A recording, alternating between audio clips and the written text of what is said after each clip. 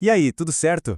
Hoje a gente vai desvendar um mistério que está literalmente na parede de qualquer casa, e que começa com uma pergunta bem simples, mas que talvez você nunca tenha parado para pensar. Pois é, a chave de tudo está no jeito que a eletricidade flui. Uma é um caminho reto, constante, previsível. A outra é um vai e vem sem parar. E essa simples diferença, acredite, muda todas as regras do jogo. E abre um mundo de novas possibilidades e, claro, de novos desafios. Para a gente entender isso direitinho, nosso caminho vai ser o seguinte. Primeiro, o básico da corrente alternada. Depois, a gente conhece os personagens dessa história e os problemas que eles causam. E no final, a gente pega tudo isso e resolve um pepino real da indústria. Beleza, vamos começar pelo começo então. O que faz a tal da corrente alternada, a CA, ser tão fundamentalmente diferente da corrente contínua, a CC, que a gente encontra numa pilha, por exemplo?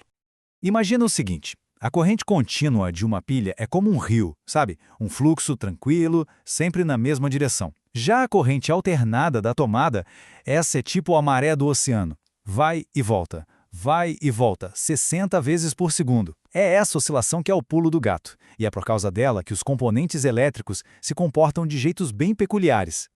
Então, vamos apresentar os três atores principais de qualquer circuito de corrente alternada. Cada um deles reage a essa maré elétrica de um jeito bem particular, criando uma dinâmica única. Primeiro, o resistor. Ele é o mais tranquilo do grupo, o mais previsível. Basicamente, ele pega a energia elétrica e transforma em calor ou luz. E o mais importante aqui é que, para o resistor, a tensão e a corrente andam de mãos dadas, em perfeita sincronia. Agora, o indutor. Pensa na bobina de um motor. Ele é meio teimoso, tem uma certa inércia. Ele não gosta de mudanças na corrente. Por causa disso, a corrente acaba ficando para trás. Ela se atrasa em relação à tensão. Já o capacitor é o oposto. Ele age como um pequeno reservatório de carga, e a teimosia dele é com a tensão. Ele não gosta de variações nela. O resultado? Ele meio que empurra a corrente, fazendo com que ela se adiante, que ela chegue na frente da tensão. E é aqui que o negócio fica interessante. Esse é o coração do problema em circuito CA. Não é só se a energia está fluindo, mas quando ela flui. O indutor atrasa a corrente, o capacitor adianta. É um verdadeiro cabo de guerra, um descompasso constante entre tensão e corrente. E esse cabo de guerra, esse descompasso, nos leva direto para dois conceitos cruciais para entender eficiência da energia. A tal da impedância e o famoso fator de potência. A impedância, que a gente chama de Z, é a oposição total que a corrente encontra. Pensa assim, não é só o atrito do resistor. Ela também inclui essa teimosia do indutor e do capacitor, um tipo de oposição que a gente chama de reatância.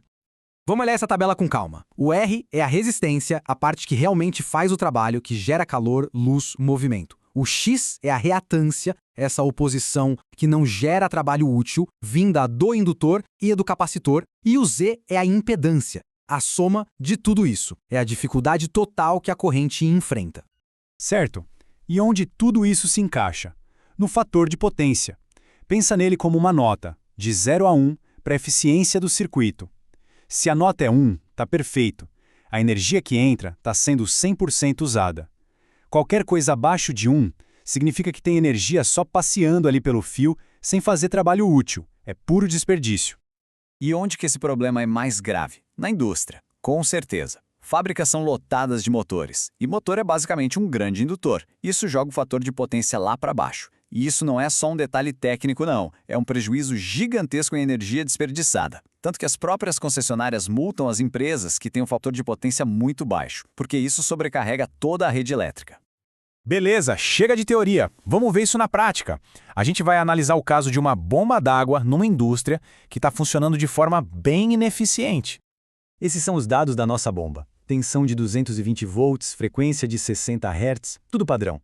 E o mais importante, o motor tem uma resistência, por causa dos fios da bobina, e claro, uma indutância, que é a característica principal dele.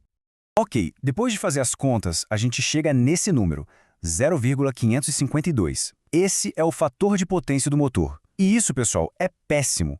Significa que só uns 55% da energia que ele está puxando da tomada estão de fato virando trabalho, ou seja, bombeando água. O resto está sendo desperdiçado.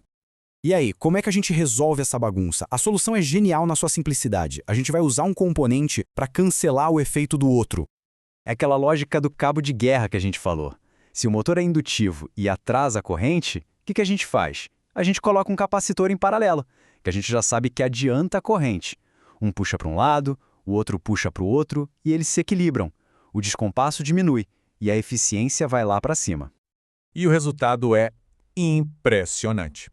Com o banco de capacitores instalado, o fator de potência dá um salto. Ele sai daqueles péssimos 0,552 e vai para 0,863, uma melhora gigantesca. E o impacto prático disso está aqui, bem visível nesse gráfico. A corrente que a bomba puxa da rede elétrica despenca, cai de mais de 24 amperes para pouco mais de 15. É muito menos energia sendo pedida para a concessionária para fazer exatamente o mesmo trabalho. Então, resumindo a ópera, o fator de potência melhorou absurdamente. A corrente total caiu drasticamente. E o que isso significa na prática? Menos perda de energia nos fios, menos sobrecarga na rede elétrica e, claro, o fim das multas da concessionária. É economia e eficiência na veia.